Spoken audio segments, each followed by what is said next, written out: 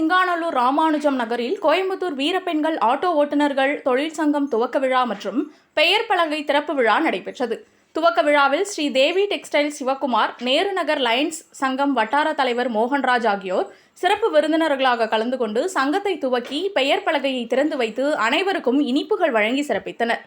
சங்கம் திறப்பு விழாவில் நிர்வாக செயலாளர் லயன் ரேவதி மோகன்ராஜ், கண்ணதாசன், லல்லி, மூர்த்தி, ராமநாதன், பஷீர் ஆகியோர் சிறப்பு அழைப்பாளர்களாக கலந்து கொண்டு திறப்பு விழாவினை சிறப்பித்தனர். இதுகுறித்து நிர்வாகிகள் தெரிவிக்கையில், 50க்கும் மேற்பட்ட பெண் ஆட்டோ ஓட்டுநர்கள் ஒன்றிணைந்து கோயம்புத்தூர் வீரப்பெண்கள் ஆட்டோ ஓட்டுநர்கள் தொழிலாளர் சங்கத்தை துவக்கியுள்ளோம். மிகவும் மகிழ்ச்சியாக உள்ளது. இதுபோன்று கோவை மாவட்டம் முழுவதும் அந்தந்த பகுதிகளில் ஆட்டோ ஓட்டும் பெண்கள் மூலமாக அனைத்து இடங்களிலும் எங்களது சங்க கிளைகள் திறக்க உள்ளோம்.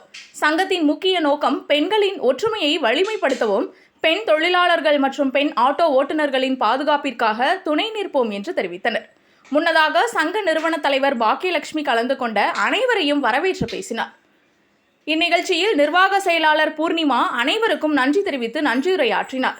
திறப்பு விழாவில் பொது செயலாளர் கீதாமணி, பொருளாளர்கள் ஸ்டெல்லா மேரி, திவ்யா, இணை தலைவர் பேபி கமலா, துணைத் தலைவர் மும்தாஜ், இணை செயலாளர் நித்யாதேவி, துணை செயலாளர் கற்பகம், செயற்குழு உறுப்பினர் மீனாட்சி மற்றும் நிர்வாகிகள், உறுப்பினர்கள், பெண் ஆட்டோ ஓட்டுநர்கள், பொதுமக்கள் என ஏராளமானோர் கலந்து கொண்டனர்.